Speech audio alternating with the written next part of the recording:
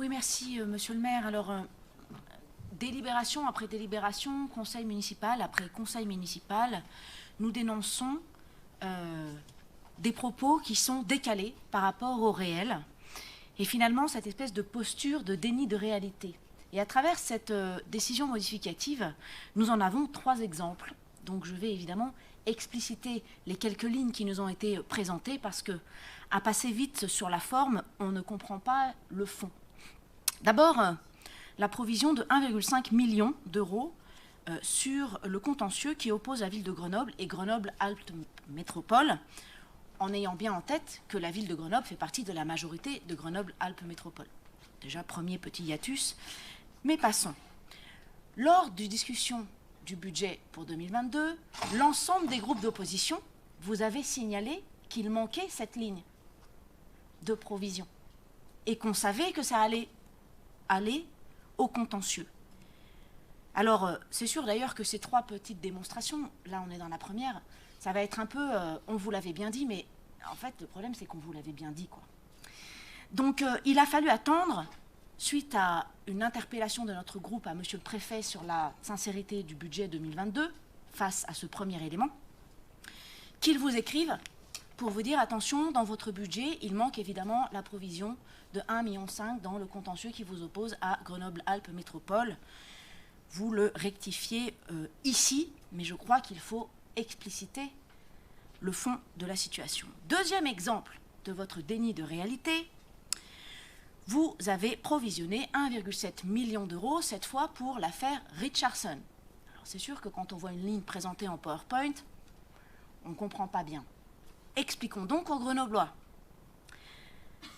Richardson, c'est le lieu où c'est l'entreprise dans laquelle il y a eu un incendie il y a quelques mois, assez violent, qui a d'ailleurs ravagé l'ensemble des locaux et du stock de l'entreprise Richardson au sud de Grenoble. Cet incendie est venu, on le sait maintenant, il y a eu une enquête qui a été menée de police, du terrain d'à côté, qui est un terrain propriété de la ville de Grenoble, et sur lequel il y avait un campement bien connu, illégal, et dans ce campement a pris un feu. Ce feu s'est propagé au bâtiment d'à côté. Alors vous me direz, oui, mais un feu, ça peut être accidentel. Sauf que l'entreprise Richardson avait signalé depuis fort longtemps, et à plusieurs reprises et par écrit, à la ville de Grenoble, qu'il y avait un problème et qu'un jour, il y aurait un vrai grand drame. Et c'est arrivé. Et du coup, la ville de Grenoble se retrouve aujourd'hui, chers amis, à devoir provisionner 1,7 million d'euros. Pourquoi? Parce que l'entreprise Richardson, qui, dans son bon droit, est vraiment très en colère contre la ville de Grenoble, de ne pas avoir géré ce squat, ce campement illégal sur son propre terrain, qui a produit l'incendie, qui a donc eu des dégâts chez Richardson, eh bien, attaque la ville en disant, vous n'avez pas géré votre patrimoine, vous n'avez pas géré le fameux bidonville et squat pour lequel vous vous êtes engagé il y a quelques délibres maintenant, enfin, au dernier conseil municipal, pardon. Vous savez, les fameux... voilà, bon, bah ça c'était avant, hein. Je redonne un exemple. Voilà. Demain, si ça devait arriver, évidemment, vous gérerez, j'espère, en amont ce genre de situation. Et donc, comme vous êtes responsable en tant que propriétaire de ne pas avoir évacué ce bidonville, la justice va certainement, on va voir, soyons prudents, mais va certainement condamner effectivement la ville, qui n'a pas géré le bidonville, qui a produit l'incendie, qui a eu des dégâts chez Richardson. Et donc Richardson demande des dommages et intérêts, et elle est dans son bon droit, mais la justice tranchera. C'était donc le deuxième exemple. Troisième exemple, d'ailleurs sur Richardson, pour conclure sur ce point, excusez-moi, il y a quelques conseils municipaux de cela, nous vous l'avions bien dit. Un recours se préparait, vous devriez anticiper. Troisième exemple de ce déni de réalité sur ce qui se passe est dans la construction budgétaire 2022. Grenoble Habitat. Contrairement à ce que vous avez dit tout à l'heure, monsieur le maire, et en réponse à ma collègue Cécile Senatiempo, on n'a pas commencé à s'intéresser à Grenoble Habitat depuis quelques mois. Excusez-moi, mais depuis le début du mandat, en tout cas moi je suis conseillère municipale depuis 2020, nous suivons ce dossier avec attention. Donc ne nous faites pas le procès de l'opportunité. En l'occurrence, on vous l'avait là aussi bien dit. Lors du débat d'orientation budgétaire d'abord, puis du débat sur le budget, là aussi nous vous avions dit, attention, c'est mal engagé avec la métropole de toute évidence, et que les dates que vous avez rappelées tout à l'heure, monsieur le maire, pardonnez-moi en disant oui, c'était le 21 novembre, or c'était quelques jours après, 23 novembre, donc on ne savait pas. Écoutez, arrêtez de nous prendre tous pour des idiots. L'ordre du jour du Conseil métropolitain était parfaitement connu au moment du vote du budget et le renoncement à la fusion était acté dans l'ordre du jour de la métropole. Donc vous saviez, comme nous, et les Grenoblois doivent le savoir, qu'en fait, effectivement, la métropole n'achèterait pas les parts de la ville de Grenoble dans Grenoble Habitat. Donc là encore, vous nous prenez tous pour des imbéciles. Et la réalité, c'est qu'encore une fois, on vous l'avait bien dit lors du DOB et du débat budgétaire, vous ne devriez pas inscrire cette recette, vous ne l'aurez pas en 2022.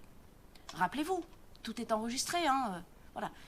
Malgré tout, têtu, vous avez maintenu cet engagement budgétaire. Et là, pareil, le préfet, suite à notre demande de contrôle de légalité a posteriori, vous a bien indiqué qu'effectivement, à l'occasion d'une décision modificatrice, il serait quand même opportun d'enlever cette recette. Vous voyez, et ça aussi, ben voilà, on vous l'avait bien dit. Alors les conséquences de ce déni de réalité, démontrées en 3 points assez énormes, eh bien c'est que vous êtes dans l'obligation d'emprunter 14 millions d'euros.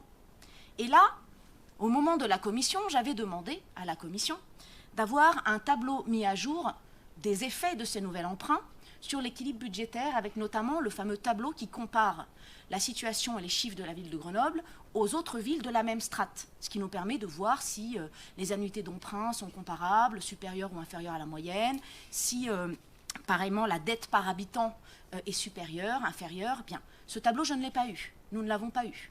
Donc nous sommes incapables, en tant qu'opposition, de pouvoir constater aujourd'hui à quel niveau d'endettement nous sommes par habitant à Grenoble, à quelle annuité cela porte l'endettement de la ville, et en fait toute comparaison avec ce nouvel emprunt considérable de 14 millions est aujourd'hui impossible pour vos oppositions. C'est quand même pas normal. 5e point et 6e point de mon intervention, et j'en finirai là, c'est 2 questions. Une première question, en fait, qui vient directement en lien avec la nouvelle équipe exécutive que nous avons, que le conseil municipal a voté tout à l'heure, puisque concernant l'égalité femmes-hommes, vous avez donc créé un poste d'adjoint, ce qui n'était pas le cas auparavant. Et je ne vois pas dans l'ADM la concrétisation de cette force symbolique d'avoir créé un poste d'adjoint sur cette question, dont l'enjeu est partagé, je pense, par nous tous ici. Je ne vois pas dans l'ADM une quelconque valorisation ou exergue financière sur la cause. Vous qui aviez tant plaidé sur le fameux milliard pour la cause de l'égalité femmes-hommes à l'échelle nationale, que ne l'avez-vous pas fait dans l'ADM pour un poste qui part d'un conseiller municipal délégué et qui monte à un poste d'adjoint? Quelles sont les conséquences dans la réalité? Encore une fois, le principe du réel. Eh bien, il n'y a pas d'évolution budgétaire. C'est bien regrettable. L'envisagez-vous, j'ai envie de dire. Et enfin, dernier point, la rumeur court, monsieur le maire, et vous n'étiez pas là au dernier conseil municipal il y a 15 jours lorsque j'ai posé la question à la présidente de séance, votre ancienne première adjointe qui est devenue députée. La rumeur folle court dans Grenoble. Et donc, je vous repose la question, puisque cette fois, nous sommes sur le budget 2022. On m'avait rétorqué alors, « Oh, mais nous sommes dans un compte administratif, on ne parle pas des finances 2022. » Dont acte. Nous parlons maintenant des finances 2022, me semble-t-il. Va-t-il y avoir, à la rentrée, comme la rumeur le dit dans tout Grenoble, une augmentation de la fiscalité locale de la part de la ville de Grenoble? Merci. Oui, merci. Alors, moi, je suis quand même toujours stupéfaite des contradictions qu'on peut dire dans cette majorité. Sur la question de l'eau avec Grenoble-Alpes Métropole, pas de contentieux, pas de provision, mais pour Richardson, il n'y a pas de contentieux, mais on fait quand même une provision. Voilà, je trouve ça assez rigolo, en tout cas pour la forme, parce que pour le fond, c'est plutôt dramatique. J'ai posé 4 questions. J'aimerais bien éventuellement avoir des réponses.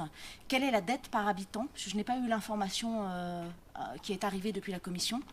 Est-ce que l'endettement annuel, enfin, oh là là, je vais y arriver, comment? Non, pardon, j'allais dire le remboursement de la dette arrive à quelle échéance? On n'a pas eu la réadaptation du calendrier.